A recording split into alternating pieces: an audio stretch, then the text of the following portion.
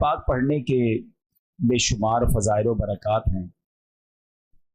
इस्लाम के पहले खलीफा हज़रत अबू बकर सिद्दीक़ रज़ी अल्लाह ताला अन्हु फरमाते हैं, हुज़ूर अकरम नूर मुजस्सम सल्लल्लाहु ताला अलैहि वसल्लम पर दुरूद पढ़ना पानी से आग को बुझाने से भी ज़्यादा तेज़ी से गुनाहों को मिटाने वाला है। और आप अलैहिस्सलातु वस्सलाम पर सलाम भेजना गुलाम आज़ाद करने से अफजल है।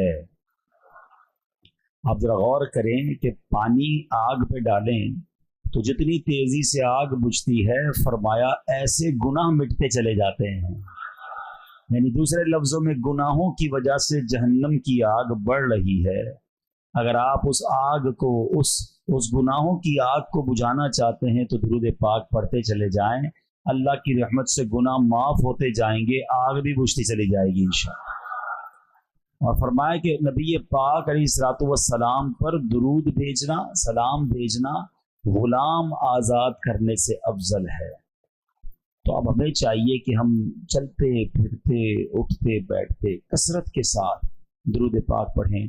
सैयदी आला हजरत क्या खूबसूरत अशार लिखते हैं ना, अपने खतावारों को अपने ही दामन में लो, अपने खतावारों को अपने ही दामन में लो, अपने खतावारों को अपने ही दामन में लो, अपने ही दामन में लो। कौन करे ये भला तुम पे करोड़ों दुरूद, कौन करे ये भला। कोई गलती करने वाले, मिस्टेक करने वाले, ना मानने वालों को दामन में छुपाता है। हमारी कोई बात ना माने हम दूर कर देते हैं, यार ये तो बात ही नहीं मानता। एक बार समझाया, दो बार समझाया, बल्कि माँ बाप बच्चे को घर से निकाल देते हैं। मगर आका वो हैं कि खता भी उन्हीं की दरबार में करते हैं, और जब आका के पास जाते हैं तो नबी पाक दामन में भी छुपा लेते हैं। अपने खतावारों को अपने ही दामन में लो, अपने खतावारों को अपने ही दामन में लो, अपने खतावारों को अपने ही दामन में लो, अपने ही दामन में लो। कौन करे ये भला तुम पे करोड़ों दुरूद, कौन करे ये। बंदा जिसका जुर्म करता है ना उससे दूर भागता है। हुकूमत का जुर्म करे तो हुकूमत वालों और पुलिस वालों से छुपता है, मगर मेरे आका वो है कि बंदा जुर्म तो उन्हीं की कर रहा है, नाफरमानी उन्हीं की कर रहा है, मगर जाके छुपता भी उन्हीं के दामन में है। और आका दामन में छुपा भी लेते हैं, दूर नहीं कर देते कि तुमने मेरी जुर्म की है, मेरी खता की, मेरे पास क्यों आए हो। हैं दुनिया में लोग चोर से, डाकू जो होता है चोर होता है, मुजरिम होता है, पुलिस से छुपता है। आका की शान यह है कि खतावार भी उनके, मुजरिम भी उनके, और जाके छुपते भी उन्हीं के दामन में हैं। आला हज़रत कहते हैं, करके तुम्हारे गुनाह मांगे तुम्हारी पनाह, करके तुम्हारे गुनाह मांगे तुम्हारी पनाह, करके तुम्हारे गुनाह मांगे तुम्हारी पनाह, मांगे तुम्हारी पनाह। तुम कहो दामन में आ तुम पे करोड़ों दुरूद, तुम कहो दाम। तो अब नियत कर लें, इंशाअल्लाह कसरत के साथ दुरूद पाक पढ़ेंगे इंशाअल्लाह। आइए मिलकर मोहब्बत के साथ बाआवाज़ बुलंद दुरूद पाक पढ़ लें। सल्लू अलल हबीब सल्लल्लाहु तआला अला मुहम्मद सल्लल्लाहु अलैहि वसल्लम। मुसलमानों के पहले खलीफा अमीरुल मोमिनीन हज़रत अबू बकर सिद्दीक़ रज़ी अल्लाह तआला अन्हु कमाल की हस्ती हैं, कमाल की शख्सियत हैं। ऐसी हस्ती हैं कि जब भी उनका नाम लेते हैं तो ईमान ताज़ा हो जाता है। एक बड़ा ही कमाल का वाक़या आपके ईमान लाने के हवाले से, बहुत सारे वाक़यात मिलते हैं, मुख्तलिफ वाक़यात मिलते हैं। आपके ईमान लाने का वाक़या बड़ा निराला है। آپ نبی پاک علیہ الصلوۃ والسلام کے بڑے قریبی دوستوں میں سے ہیں. 18 سال عمر تھی آپ کی. نبی پاک علیہ الصلوۃ والسلام کی 20 سال عمر تھی جب سے دوستی ہو گئی. ابھی نبی پاک علیہ الصلوۃ والسلام نے اعلان نبوت نہیں فرمایا تھا. میرے آقا نے اعلان نبوت جب عمر مبارک 40 سال ہوئی جب فرمایا. اب کیسی دوستی تھی کہ بی بی عائشہ صدیقہ طیبہ طاہرہ رضی اللہ تعالی عنہا فرماتی ہیں کوئی دن ایسا نہیں گزرتا تھا جب نبی پاک ہمارے گھر تشریف نہ لاتے تھے.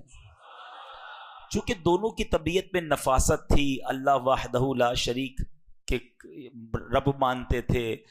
حضرت ابوبکر صدیق نے کبھی بھی کسی بت کے آگے سجدہ نہیں کیا تھا. تو آپ نبی پاک کی طبیعت کے قریب آ گئے اور دوستی بڑی مضبوط ہو گئی. اب اعلان نبوت کا سال آ گیا. وہ وقت آ گیا کہ جب نبی پاک نے اعلان نبوت کرنا تھا. حضرت ابوبکر صدیق رضی اللہ تعالیٰ عنہ بزنس مین بھی تھے، تاجر بھی تھے. آپ تجارت کے لیے سفر کرتے تھے. تو ایک سفر کے لیے شام گئے. جب وہاں گئے تو رات ہو گئی. آپ کے ساتھ ایک غلام بھی تھا. اب ماجرا یہ ہوا کہ رات گزارنے کے لیے کوئی جگہ چاہیے تھی. تو ایک گرجا گھر تھا، عیسائیوں کی عبادت گاہ. ٹھیک ہے. اب آپ نے دیکھا کہ اور کوئی جگہ تو نہیں، تو یہیں عبادت گاہ میں ہی رات گزار لیتے ہیں. تو آپ نے دروازہ کھٹکھٹایا. آپ کے غلام نے، اندر سے کوئی غلام نکلا یا کوئی کام کرنے والا نکلا. کہا کہ میرے ساتھ میرے آقا ہیں اور ہمیں رات یہاں گزارنی ہے. سرد رات ہے، اندھیری رات ہے. اس نے کہا میں بتاتا ہوں. وہ بندہ اندر گیا اور جو گرجا گھر میں بڑا پادری تھا، جس کو آپ کہیں کہ راہب تھا، اس نے اس سے پوچھا. تو اس نے بتایا کہ ہمارے گرجا گھر میں وہی رات گزار سکتا ہے جس نے کبھی کوئی گناہ نہ کیا ہو، کبھی کوئی اللہ کی نافرمانی نہ کی ہو. اس نے باہر آ کر بتایا کہ ہمارے راہب تو یہ کہتے ہیں. تو کہا تمہارے پاس کیا ایسا طریقہ ہے کہ تم پہچان لوگے کہ بندے نے گناہ کیا نہیں کیا، خطا کی کہ نہیں؟ کہ یہ مجھے نہیں پتا. ان کا کہنا یہ اندر وہی آ سکتا ہے جس نے کوئی گناہ نہ کیا ہو. بہرحال جب واپس وہ بندہ اندر جانے لگا تو اس راہب نے کہا پہلے یہ تو پوچھو جو باہر آیا ان کا نام کیا ہے.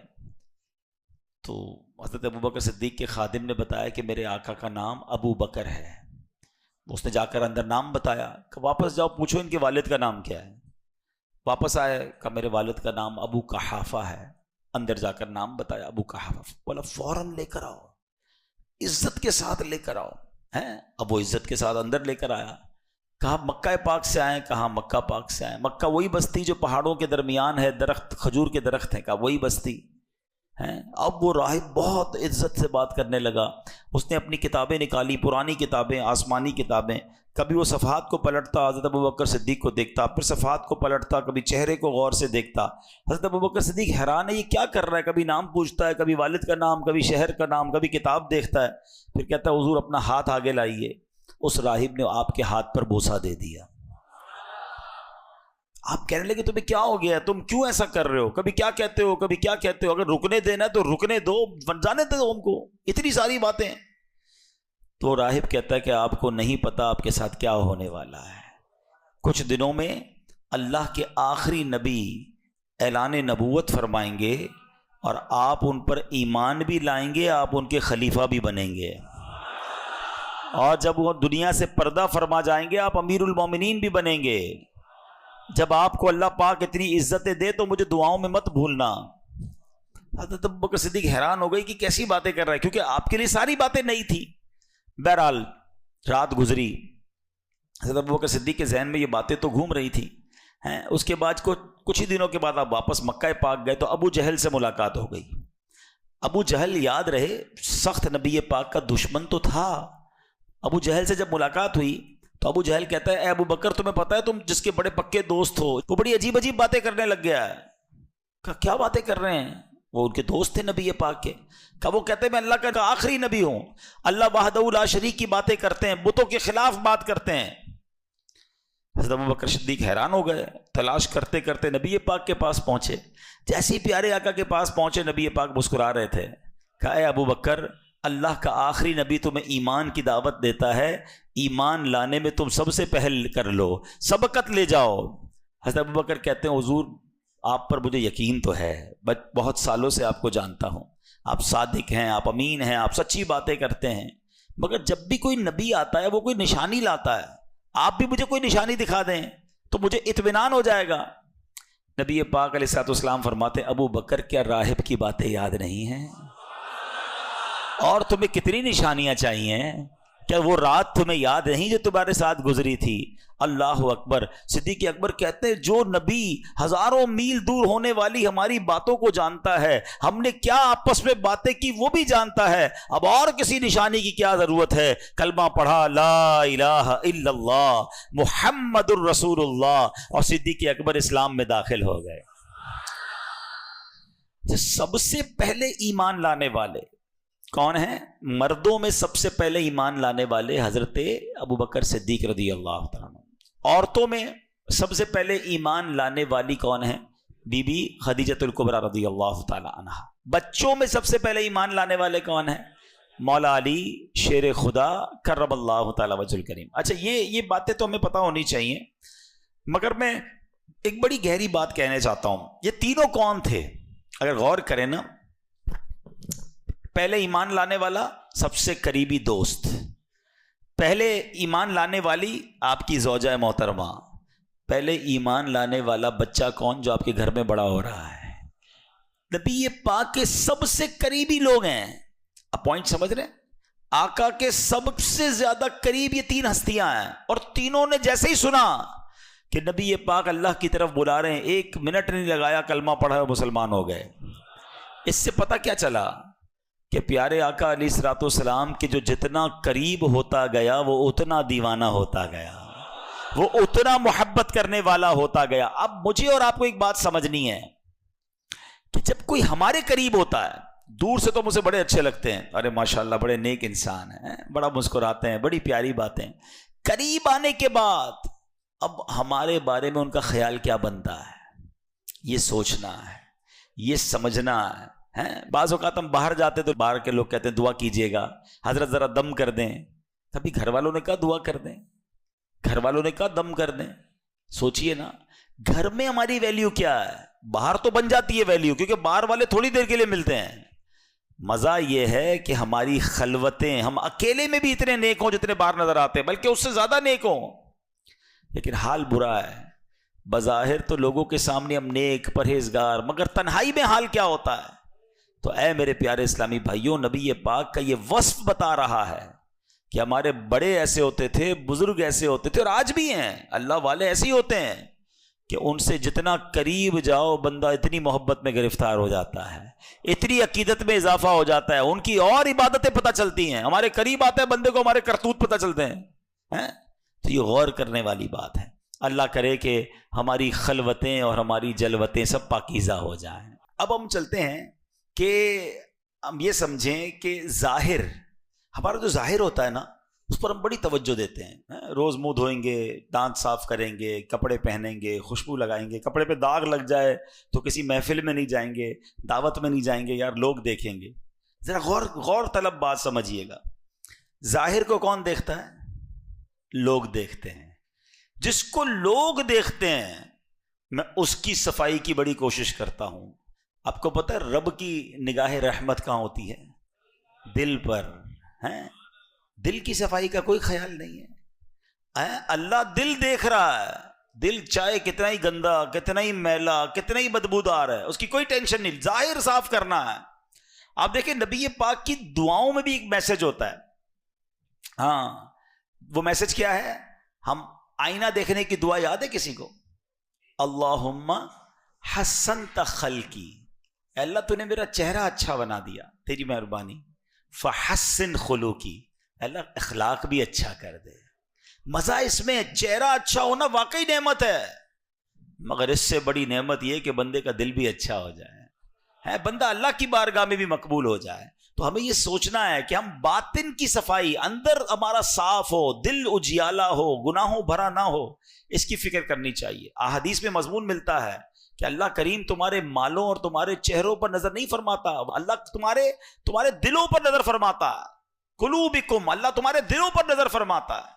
اللہ کرے کہ ہم ہمارے اپنے دلوں کو صاف کرنے والے بن جائیں۔ صدیق اکبر رضی اللہ تعالیٰ عنہ کے بارے میں مزید آتا ہے کہ آپ کے ایمان کا عالم کیا تھا کہ سورہ آل عمران آیت نمبر 79 میں اللہ پاک ارشاد فرماتا ہے کونوا ربانیین، یعنی اللہ والے ہو جاؤ.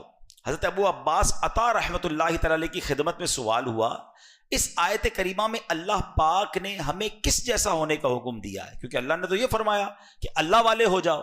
آئے ہائے، حضرت ابو عباس عطا فرماتے ہیں کہ ہمیں اس آیت میں حکم دیا جا رہا ہے کہ صدیق اکبر جیسے ہو جاؤ.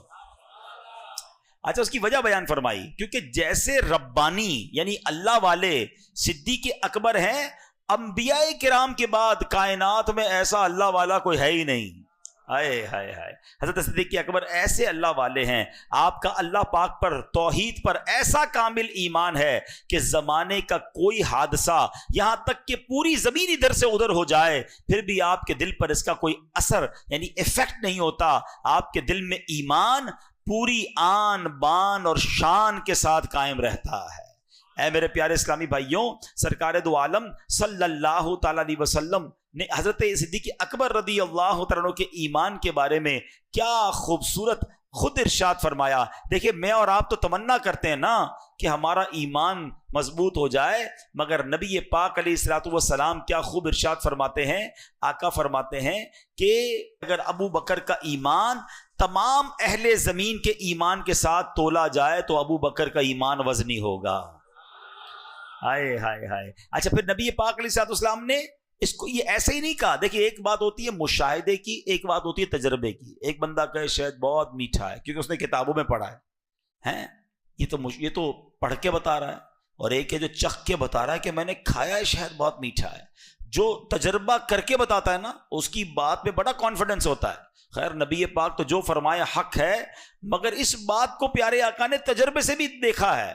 نبی پاک کی ایک اور حدیث ہے، آقا علیہ الصلوۃ والسلام فرماتے ہیں میں نے دیکھا کہ میں جنت میں داخل ہوا تو ایک ترازو لایا گیا، میری پوری امت کو ایک پلڑے میں رکھا گیا اور مجھے دوسرے پلڑے میں رکھا گیا. تو آقا نے فرمایا میرا وزن میری پوری امت سے زیادہ تھا. پھر فرماتے ہیں ایک پلڑے میں میری پوری امت کو رکھا گیا، دوسرے میں صدیق اکبر کو بٹھایا گیا تو صدیق اکبر کا وزن پوری امت سے زیادہ تھا. ہائے ہائے ہائے، ایسے ہیں صدیق اکبر، ایسے پیار نہیں کرتے ان سے ہم. اللہ پاک سیدنا صدیق اکبر کے ایمان کا صدقہ ہمیں نصیب فرمائے. ایمان کیسا مضبوط تھا، نبی پاک کی زبان سے نکلا بس وہ حق ہے. واقعہ آپ نے سنا ہوگا نا کہ صدیق اکبر رضی اللہ تعالیٰ عنہ جو ہیں، یہ شب معراج 27ویں رجب نبی پاک معراج کر کے واپس تشریف لائے. جب آقا واپس تشریف لائے تو نبی پاک نے مکے والوں کو جمع کیا اور بتایا کہ میں رات کے تھوڑے حصے میں مسجد اقصیٰ بھی ہو کر آیا، آسمان کی سیر بھی کر آیا. تو باقی جو ایمان والے تھے وہ تو بڑے خوش ہوئے. ابو جہل وہ بھی سننے لگا. اب اس کو موقع مل گیا کہ یہ تو ایسی بات ہے کسی کو سمجھ نہیں آئے گی. اب آپ کہیں کیوں سمجھ نہیں آئے گی؟ اب میں آپ کو سمجھاتا ہوں کہ اگر میں کہوں آپ کو میں عشاء کی نماز عبداللہ گوٹ کی اس مسجد میں پڑھوں اور فجر میں آ کے آپ کو بتاؤں کہ رات میں عشاء پڑھ کے جو ہے نا امریکہ گیا تھا اور فجر میں واپس آ گیا ہوں، تو آپ یہ کہیں گے عبدالحبیب بھائی کی لگتا ہے طبیعت ٹھیک نہیں ہے، یا تو یہ خواب میں گئے تھے. ٹھیک ہے، دو میں سے ایک بات ہو سکتی ہے. اتنی دیر میں تو بندہ وہاں سے ہو کر آ نہیں سکتا، کیونکہ نبی پاک رات بھی ان کے ساتھ تھے اور بیت المقدس اور مکہ پاک کا راستہ 1 مہینے کا تھا. اب تو جہاز آ گئے نا، پہلے اونٹوں پر گھوڑوں پر سفر ہوتا تھا. 1 مہینہ جانے کا راستہ، 1 مہینہ واپسی کا راستہ. ابو جہل نے کہا اے محمد صلی اللہ علیہ وسلم، جو آپ ابھی کہہ رہے ہیں میں اور لوگ جمع کر دوں آپ کہہ دیں گے؟ نبی پاک نے فرمایا بالکل بتاؤں گا، بالکل کہہ دوں گا. ابو جہل نے کیا کیا؟ اور لوگوں کو جمع کیا. کہا دیکھو جس کو تم اللہ کا نبی مانتے ہو، جو اللہ کا نبی ہونے کا دعویٰ کرتا ہے، وہ کیا باتیں کر رہے ہیں. نبی پاک نے فرمایا کہ میں رات تھوڑے حصے میں بیت المقدس ہو کر آ گیا.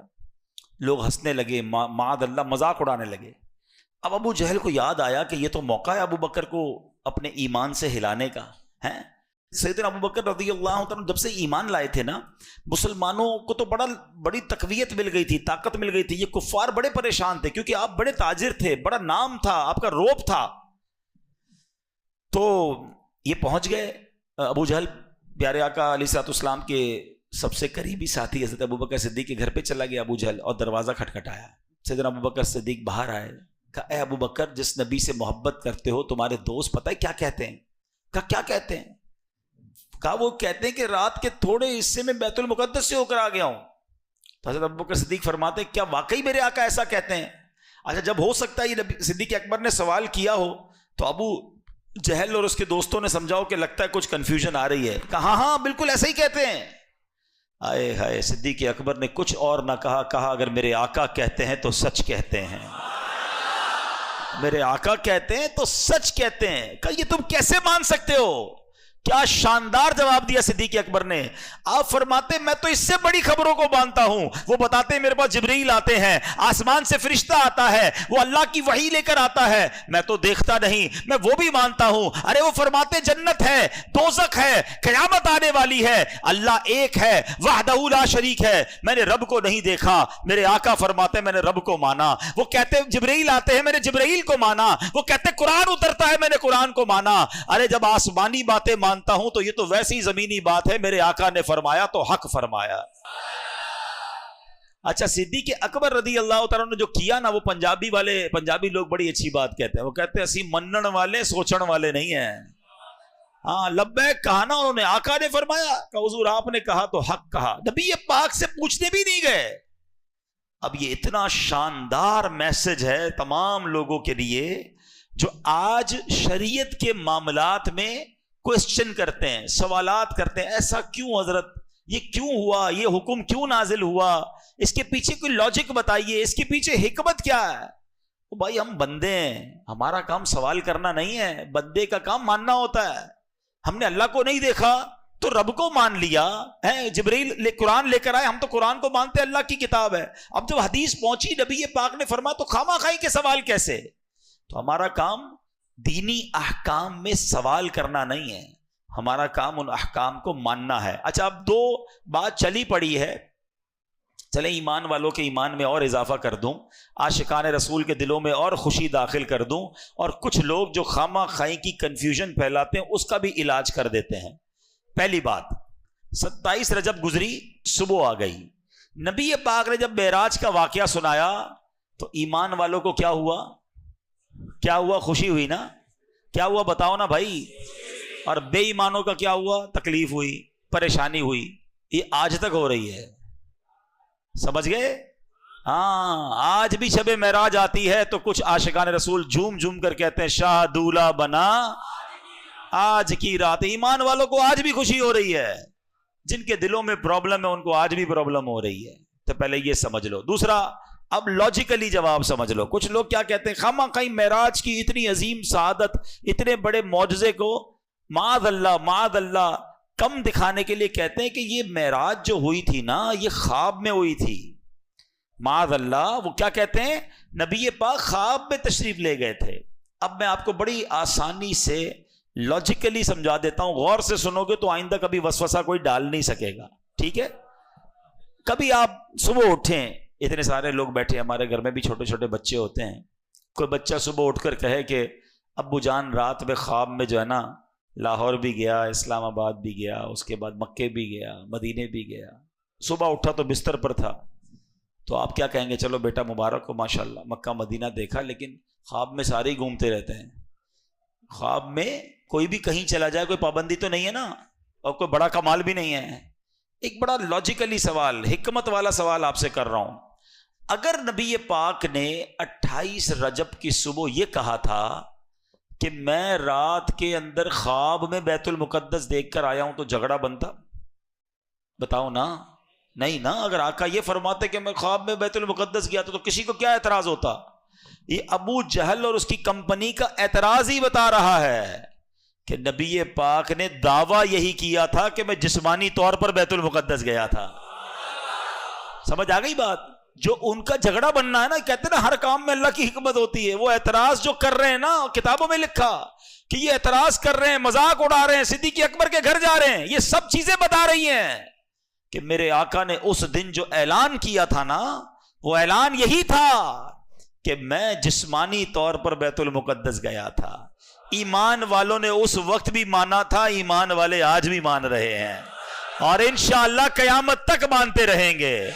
رہے گا یوں ہی ان کا چرچا، رہے گا یوں ہی ان کا چرچا رہے گا، پڑے خاک ہو جائیں جل جانے والے، پڑے خاک ہو جائیں۔ تو انشاءاللہ صدیق اکبر کی ادا کو ادا کریں گے اور ہر معراج کی صبح خوشیاں منائیں گے انشاءاللہ۔ تو کیا کمال کی ہستی ہیں صدیق اکبر رضی اللہ تعالیٰ کا جو ایمان تھا نا، کیا ایمان، کیا مضبوطی، نبی پاک کے فرمان پر یقین، سبحان اللہ۔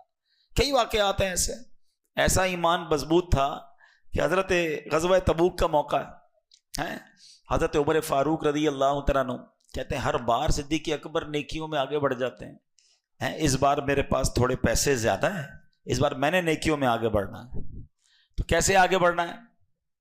انہوں نے کیا کیا، مسلمانوں کو مال کی ضرورت تھی تو آدھا مال لیا اور نبی پاک صلی اللہ علیہ وسلم کے قدموں میں پہنچ گئے، آقا کی خدمت میں پیش کر دیا۔ نبی پاک نے فرمایا اے عمر کتنا لائے ہو؟ کہتے ہیں حضور والا جتنا گھر میں تھا آدھا لے آیا ہوں۔ پیارے آقا علیہ الصلوۃ والسلام نے فرمایا اے عمر گھر والوں کے لیے کیا چھوڑا ہے؟ کہ حضور گھر والوں کے لیے میں آدھا چھوڑ کر آیا ہوں۔ اب ذرا سوچئے جن لوگوں کو 2.5% زکوٰۃ دینا مشکل لگتا ہے وہ 50% لے کے چلے گئے۔ اچھا آپ کہتے ہیں کہ مجھے انتظار تھا کہ میں ابو بکر کیا لاتے ہیں، کیونکہ مقابلہ تھا، کمپٹیشن تھا۔ اچھا اب جیسے ہی ابو بکر رضی اللہ تعالیٰ عنہ آئے تو نبی پاک نے پوچھا اے ابو بکر کیا لائے ہو؟ کہتے ہیں حضور گھر میں جو کچھ تھا سب لے آیا ہوں۔ فرمایا صدیق اکبر گھر والوں کے لیے کیا چھوڑا ہے؟ کہ حضور گھر والوں کے لیے اللہ اور اس کا رسول کافی ہے۔ ایمان تھا تو کیسا تھا؟ حضرت عمر کہتے ہیں اس دن آج میں نے جان لیا کہ نیکیوں میں ابو بکر سے آگے نہیں بڑھ سکتا ہوں۔ اچھا پھر دیکھو یہ صدقہ قبول کیسا ہوا ہے کہ نبی پاک کی بارگاہ میں جب سیدنا ابو بکر صدیق سارا مال پیش کر چکے نا تو آپ نے اتنا صدقہ کیا تھا، سب کچھ دیا تھا نا، تو کرتے پر جو بٹن لگے تھے نا وہ بٹن بھی رائے خدا میں صدقہ کر دیے، کانٹے لگا لیے۔ تھوڑی دیر ہوئی تو جبریل امین آئے۔ جب جبریل امین آئے نا تو ان کے جسم پر جو لباس تھا اس میں بھی کانٹے لگے ہوئے تھے۔ اللہ کے نبی علیہ الصلوۃ والسلام نے فرمایا اے جبریل آج یہ کیسا لباس پہنا ہے؟ جبریل امین کہتے ہیں حضور صرف میں نے نہیں، آسمانوں پر جتنے فرشتے ہیں اللہ کو ابو بکر کی ادا ایسی پسند آئی ہے کہ آج سارے فرشتوں نے ایسا لباس پہنا ہے۔ آپ ذرا غور کیجئے، اب جب جبریل امین نے یہ بتایا نا پھر کہا حضور ابو بکر سے کہیے کہ رب آپ کو سلام ارشاد فرما رہا ہے، اور ابو بکر سے پوچھئے کہ کیا اس حال میں تم رب سے راضی ہو؟ کچھ بھی نہیں تھا نا، سب دے دیا تھا نا۔ جب نبی پاک نے فرمایا ابو بکر جبرائیل فرما رہے ہیں کہ اللہ تمہیں سلام ارشاد فرماتا ہے، اور بتاؤ کہ کیا تم اس حال میں رب سے راضی ہو؟ صدیق اکبر زاروں کتار رونے لگے اور روتے روتے کہنے لگے میں اپنے رب سے راضی ہوں، میں اپنے رب سے کیسے ناراض ہو سکتا ہوں۔ اب یہاں 2-3 باتیں بڑی کمال کی سیکھنے والی ہیں۔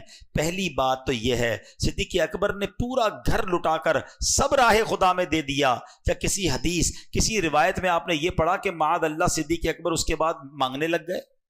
نہیں، اللہ نے پھر ان کے مال میں برکت دے دی، کیونکہ حدیث پاک پر ایسا یقین تھا ان کا۔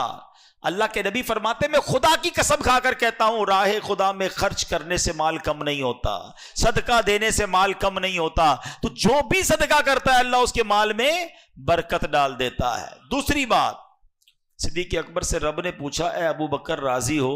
آپ کہتے ہیں اللہ سے میں کیسے ناراض ہو سکتا ہوں، بالکل راضی ہوں، کچھ نہیں ہے اور راضی ہیں۔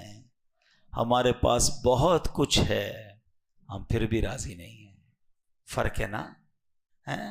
جس سے ملو بھائی کیا حال ہے؟ بس یار بہت پریشان ہوں، بہت تکلیف ہے، کاروبار نہیں ہے، روزگار نہیں ہے، ٹینشن بڑی ہے، طبیعت ٹھیک نہیں ہے۔ ارے کبھی تو شکر کرو، کبھی تو یہ کہو کہ میرے رب نے مجھے کروڑوں سے اچھا بنایا ہے، کبھی تو یہ کہو کہ میں اپنے رب کا جتنا شکر ادا کروں کم ہے۔ کبھی آپ کو معلوم ہے کہ آپ کے پاس کیا کیا ہے؟ اس پر کب شکر کرو گے؟ جو نہیں ہے اسی کو یاد کرتے ہو. آپ کروڑوں سے اچھی لائف گزار رہے ہیں.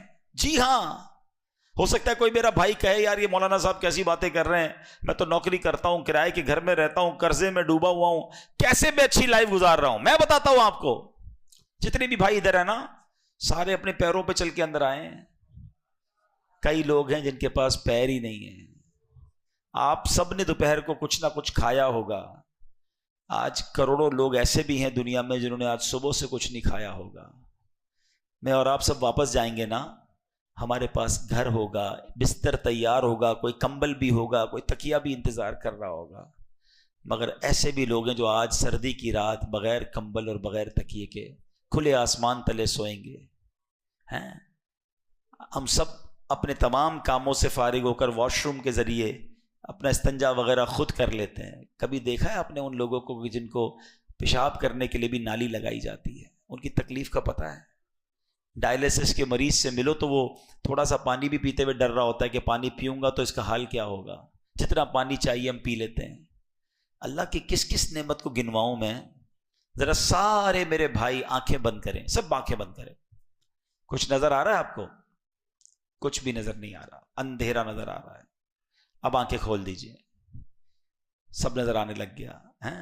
تھوڑی دیر پہلے جو آپ کو اندھیرا نظر آ رہا تھا نا، جو نابینا ہوتا ہے نا اس کو صرف یہی نظر آتا ہے. ساری زندگی یہی نظر آتا ہے. کبھی ان آنکھوں کا شکر ادا کیا ہے؟ اللہ نے اندھا نہیں بنایا، اللہ نے لنگڑا نہیں بنایا، اللہ نے بغیر ہاتھ کے پیدا نہیں کیا ہے. لوگ پیدا ہوتے ہیں نا، ایک گردے والے پیدا ہوتے ہیں، دل میں سوراخ ہوتے ہیں. کیسی کیسی بیماری آج تو ہم سن رہے ہیں. کب شکر ادا کرو گے؟ اتنی رب کی نعمتیں. میں ایک واقعہ کئی بار پہلے بھی بیان کیا. میں ایک بہت بڑے بزنس مین ہیں، ان کے والد صاحب سے ملنے گیا. اللہ ان کے والد صاحب کی مغفرت فرمائے، اب تو انتقال ہو گیا. لیکن جب وہ بیمار تھے نا تو میں ان کے گھر پہ گیا ان سے ملنے. اب یقین کریں میں نے زندگی میں پہلی بار وہ بیماری سنی تھی. پہلی بار پتہ چلا کہ یار ہم پر اللہ کے اور کتنے احسان ہیں. ان کو پتہ ہے پرابلم کیا ہوا تھا؟ ان کے سر پر ایک فالج کا اٹیک ہوا تھا، جس کی وجہ سے یہ اللہ پاک نے ہمارا پورا جو سر ہے نا، دماغ، اس کے ہر حصے میں کوئی کام رکھا ہے. یہ میں جو ہاتھ ہلا رہا ہوں نا، مثال دے رہا ہوں، دماغ کا کوئی حصہ ہے جو اس ہاتھ کو کنٹرول کر رہا ہے، کوئی حصہ ہے جو میری زبان کو کنٹرول کر رہا ہے، کوئی ایک حصہ ہے جو میرے اس ہاتھ کو کنٹرول کر رہا ہے. پورے باڈی کو کنٹرول یہاں سے ہو رہا ہے. تو ان کے دماغ میں کوئی ایک ایسا حصہ ڈیمیج ہو گیا کہ اب دیکھیں ذرا غور سے سمجھیے گا میری بات. میں اور آپ جب بھی کوئی پانی پیتے ہیں، نوالا رکھتے تو ہم کیا کرتے ہیں؟ منہ میں رکھتے ہیں نا. اندر کیسے جاتا ہے؟ یہ کرتے ہیں، پھر اندر جاتا ہے نا، تھوڑا سا پش دیتے ہیں، اندر جاتا ہے، حلق سے نیچے اترتا ہے. ان کو یہ بیماری ہو گئی تھی کہ پانی یا کھانا زبان پہ رکھ دیں، وہ گلے سے نیچے اترنے والا جو آرڈر ہے نا، دماغ کا جو حصہ دیتا ہے وہ سن ہو گیا تھا. میں شاید سمجھا نہیں پا رہا، آپ حیران ہو جاؤ گے. میری پہلی بار پتا چلا. یہ میں پانی ہے نا، بسم اللہ الرحمن الرحیم. پانی اندر کیسے گیا؟ منہ تک تو میں لے گیا، اندر جانے کے لیے میرے حلق سے میں نے ایک تھوڑا سا منہ سے پش دیا، وہ اندر گیا. ایسا ہی ہے نا، ایسے ہی کھاتے ہو نا. یہ جو حلق سے نیچے اترنا ہے نا، یہ ایسے نہیں ہوتا. یہ دماغ کا ایک حصہ ہے جو حلق کو آرڈر دیتا ہے کہ اب تمہارے منہ میں کھانا آ چکا ہے، اب اس کو اندر لے جاؤ. ان کی زبان پر کھانا پڑا رہتا تھا، پانی پڑا رہتا تھا، دماغ آرڈر نہیں دیتا تھا کہ اندر جائے. اللہ نے اربوں، کروڑ پتی پارٹی نہیں تھی، اربوں پتی پارٹی، کہتے سارے ڈاکٹروں کو دکھا دیا. میں نے کہا حل کیا ہے اس کا؟ بولا کوئی حل نہیں ہے. کچھ عرصے کے بعد اگر رب نے چاہا تو یا تو یہ حصہ ٹھیک ہو جائے گا، یا دماغ کے دوسرے حصے کو اللہ کریم یہ طاقت دے گا کہ وہ حلق سے نیچے اتارنا شروع کرے گا. اچھا میں تو دعا کر کے باہر آ گیا. میں نے کہا یا اللہ تو نے ہمیں کتنی نعمتوں سے نوازا ہے. ہمیں تو پتہ ہی نہیں کہ ہمارے دماغ میں کیا کیا سسٹم فٹ ہے، اور ہم جیسے چاہتے کھاتے پیتے، اندر بھی چلا جاتا ہے، فارغ بھی ہو جاتے ہیں. اس پر کب شکر ادا کرو گے؟ سوچو میرے پیارے اسلامی بھائیوں. نہ شکری نہیں، شکر گزار بنو. اللہ نے بہت دیا ہے، کروڑوں سے اچھا بنایا ہے. صدیق اکبر کے پاس کچھ نہیں تھا. جبریل امین نے پوچھا کیا رب سے راضی ہو؟ کہتے ہیں ہاں میں اپنے رب سے راضی ہوں. آپ بھی تو بولو میں اپنے رب سے راضی ہوں. اے اللہ تیرا بہت احسان، مالک تو نے کروڑوں سے اچھا بنایا. اچھا مزے کی بات بتاؤں، تو شکر ادا کرتا ہے نا، اس کا ویسی نعمتیں بڑھتی جاتی ہیں، کیونکہ اللہ نے قرآن میں فرمایا لَإِن شَكَرْتُمْ لَأَزِيدَنَّكُمْ، تم میرا شکر ادا کرو میں تمہیں اور عطا کروں گا۔ تو کرے شکر، وہ اور عطا کرتا رہے گا، نہ شکری کرو گے اور برباد ہوتے رہو گے۔ ہمارے ہاتھ میں ہے، ہم نے دیکھا ہے شکر گزار کا بڑھتا ہی رہتا ہے، یا اللہ تیرا شکر، یا اللہ تیری مہربانی، مولا سب سے اچھا رکھا تو نے، وہ بڑھتا ہی رہتا ہے۔ جو نہ شکری کرتا ہے اس کا ویسے ہی ضائع ہوتا رہتا ہے۔ تو انشاءاللہ آج کے بعد صدیق اکبر کے فیضان سے شکر گزار بندے بنیں گے انشاءاللہ۔ اسی واقعے سے تیسرا بدری پھول، بڑا اہم مدنی پھول، حضرت عمر نے کیا کہا تھا؟ پیسے اچھے تھے ان دنوں، ہاتھ میں پیسہ تھا، میں نیکیوں میں آگے بڑھ جاؤں۔ ہمارے پاس پیسے آ جائیں تو ارے بھائی بڑے ٹائم سے سوچا ہوا تھا، پیسے آئیں تو یہ والا کام کرنا ہے، یہ والا ارمان پورا کرنا ہے، معاذ اللہ یہ والا گناہ کرنا ہے۔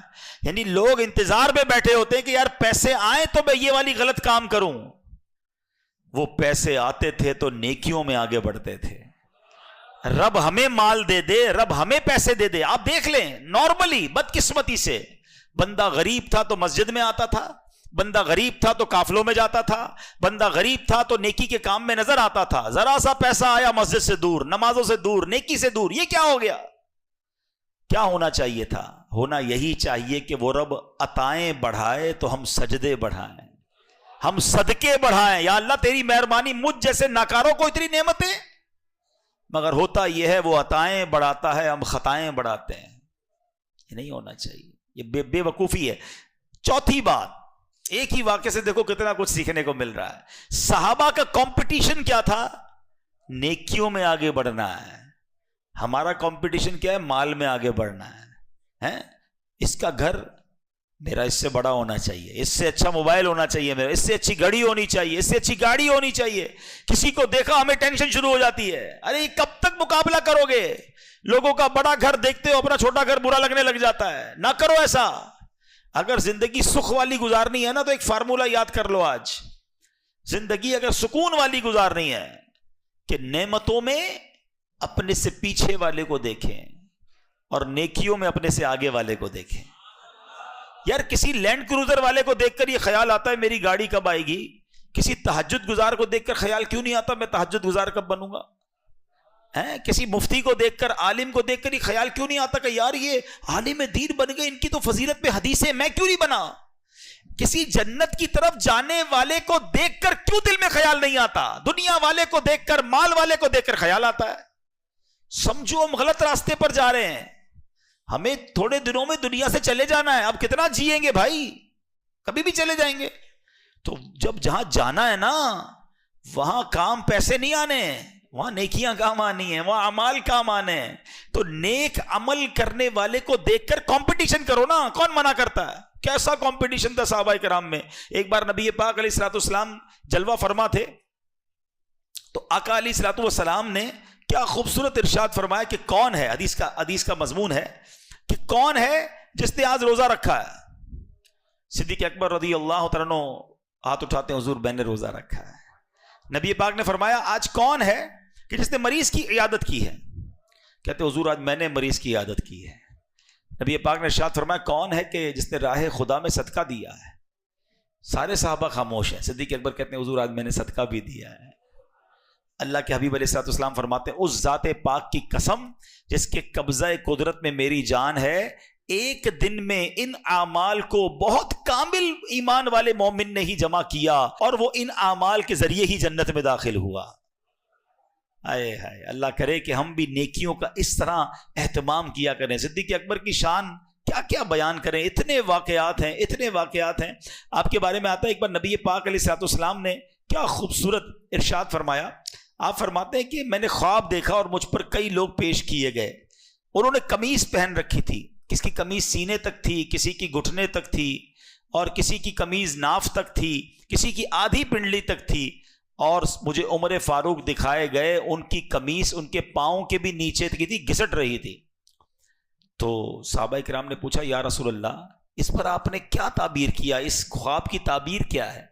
تو آقا علیہ الصلوۃ والسلام نے فرمایا کہ جس کی قمیض سینے تک تھی وہ کمزور ایمان والے تھے، جن کی قمیض ناف تک تھی وہ تھوڑا اس سے زیادہ ایمان والے تھے، جن کی آدھی پنڈلی تک تھی وہ اس سے مضبوط ایمان والے تھے، عمر فاروق کی قمیض ان کے قدموں سے نیچے گھسٹ رہی تھی کہ عمر فاروق کامل ایمان والے تھے. ہائے ہائے، مضبوط ایمان والے تھے. اللہ اکبر. لیکن حضرت عمر جن کے بارے میں نبی پاک نے فرمایا کہ ان کا ایمان اتنا مضبوط ہے، حضرت عمر کہتے ہیں کہ میری خواہش ہے کہ کاش میں ابو بکر کے سینے کا ایک بال ہوتا. یہ مرتبہ صدیق اکبر رضی اللہ تعالیٰ کا ہے. ایک بار نبی پاک علیہ الصلوۃ والسلام اور بی بی عائشہ صدیقہ طیبہ طاہرہ رضی اللہ تعالی عنہا کہیں جلوہ فرما تھے. رات کا وقت تھا، آسمان پر ستارے ہیں. کبھی کبھی آسمان پر ستارے بہت پیارے لگتے ہیں. شہروں میں تو کم نظر آتے ہیں، کبھی کھلی فضا میں جائیں، گاؤں میں جائیں، مدنی قافلے میں جائیں تو نظر آتے ہیں. تو پیارے آقا علیہ الصلوۃ والسلام اور بی بی عائشہ جلوہ فرما ہے. بی بی عائشہ پوچھتی ہیں نبی پاک سے، حضور کتنے سارے ستارے ہیں؟ کیا حضور کوئی ایسا بھی ہے جس کی ستاروں جتنی نیکیاں ہوں؟ جتنے تارے ہیں کیا کوئی ایسا ہے جس کی اتنی ساری نیکیاں ہوں؟ نبی پاک علیہ الصلوۃ والسلام نے فرمایا ہاں، عمر ایسا ہے کہ جس کی اتنی ساری نیکیاں ہیں. حضرت عمر کی نیکیاں جتنے آسمان پر تارے ہیں.